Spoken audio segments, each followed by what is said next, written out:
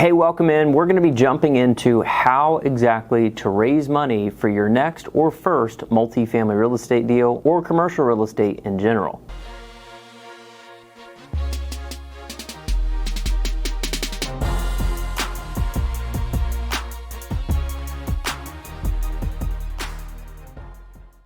Now we're going to start off with just strategies overall, what most people are used to, and what actually happens when you transition from doing deals by yourself and now bringing in outside partners and trying to scale your real estate portfolio. So the traditional pathway, or doing it alone, generally you have one person, you're saving money, you work your job, you have a business, you're doing whatever, and you're saving up money to then go look at an investment property. Now the issue with this is, one, it's extremely slow because you have to save money up, and then number two, you always are buying on a budget. This is the big thing. You're missing out on so many good deals because you're always limiting yourself to only as much money as you have. Now there's always pros to owning real estate completely by yourself, like not having to answer to investors and owning 100% of it and getting 100% of the profits, but it does slow down your growth. That's why most of the time, the people that are looking to transition or scale their portfolio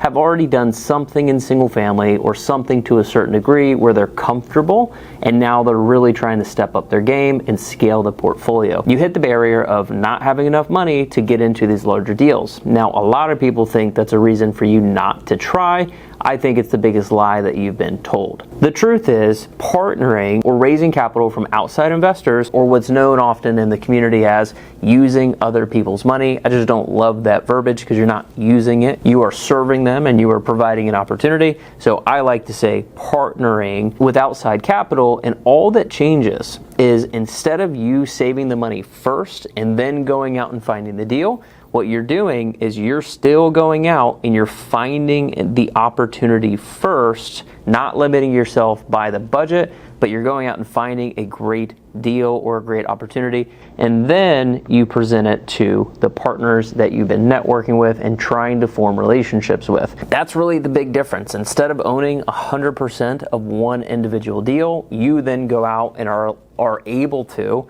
acquire a larger property with partnering with outside capital, and for you finding it and running the deal and making it passive for them, you get to take fees and profit splits, and they get the benefit from the advantages of investing in real estate, like cash flow, tax benefits, and the forced appreciation. Now, before we jump into an actual example of somebody inside of our community who just closed on a 28-unit building and raised over $300,000 from investors, I want to take a minute and just go through the mindset shift. A lot of people that are used to dealing in single family homes, you're used to buying on a budget and using your own capital because it's your own. Like, you wouldn't feel that bad if you messed up because it's your own capital. A lot of people think that you're basically begging other people to invest money with you if you found the deal. And so I want to take a second and just go through the mindset shift that you have to have if you're going to jump into multifamily or commercial real estate in general. So the biggest thing here to point out is you are solving a problem. You're not begging for money.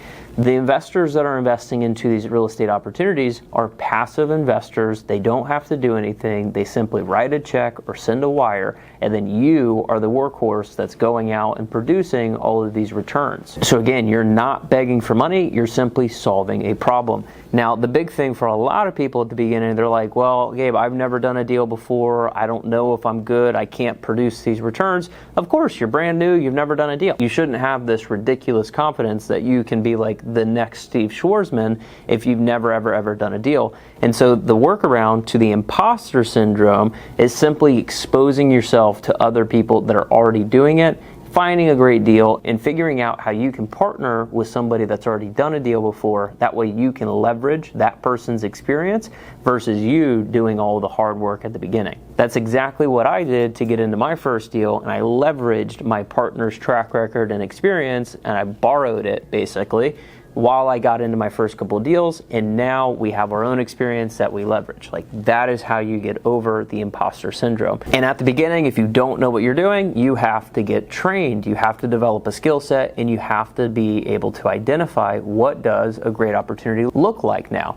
Again, you're shifting out of the single family mentality of, okay, I have this amount of money, what can my budget go out and actually buy me? And you basically have to accept whatever it is that's within your budget. That's why you stay small. That's why you do duplexes or fourplexes. There's nothing holding you back from going out and finding a fantastic 16 unit or 24 or even a 32 or maybe, who knows, even a 100+ unit apartment complex that we can make a tremendous amount of money on. You are actually bringing a great opportunity and solving a problem for investors. And so if you look at it from a business standpoint, your customer is the investor, and what you're providing to them are passive returns for these investors. And I might add that these apartment deals are generally kept for like the wealthiest families in the country, and most of the time, most retail or everyday investors don't have access to these types of deals, so you're giving them access to a private asset class that most of the time they wouldn't have exposure to anyways, and you're generating returns. This is why investors invest into deals. Now I want to jump in and actually show you a real life deal from a member inside of our community, the Deal Room. His name's Lucas Selga. He's a 25-year-old kid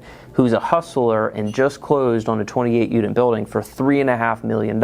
And he too was once a wholesaler and then moved into small multifamily and now scaling, and that's why he's in the community. So the deal is 28 units itself. He bought it for $3.5 million is the purchase price. The loan on it was a seller finance loan, fantastic deal. This is why creating value and be able to go out and find a great deal is why people invest. This came from the seller. That means he had to come up with $350,000 as the equity or the down payment on the property. Now, before you say to yourself, well, Gabe, I don't have 350 grand, I can't do this deal, so I'm gonna pass and look at stuff that I can't afford to do. Stop. That is the single family mindset. Get out of it and start looking at, before I even consider whether I can do this deal, let's figure out, is there enough profits on it for it to be an attractive deal in the first place? Like, forget about the structure for a second or where the money's going to come from. Let's take a second and look at the actual opportunity and determine how much potential profit there is, because that's ultimately how you make a decision in this business. And so the way that we look at deals from a 3,000-foot viewpoint, we look at it from the current position. What are you currently paying for? That's like the current income, current condition, how much value add can you create to the property, and then ultimately, where can we take it to? So what does the future look like on this thing? The purchase price on the property, again, was $3.5 million. There's some work that needs to be done to the property. It's below market for rents. They're currently renting at $900 a month. And with the going in cash flow, it's going to cash flow about $3,000 to $4,000 every single month of positive cash flow. So it checks my box with positive cash flow day one. You don't have to lose money to own it. It's below market rents, and you can force the value of the building. And after all of the work is said and done, it's worth over $5 million, over $1.5 million in potential profits. The rents are going to $1,300, so there's a $400 increase, which is huge for value add.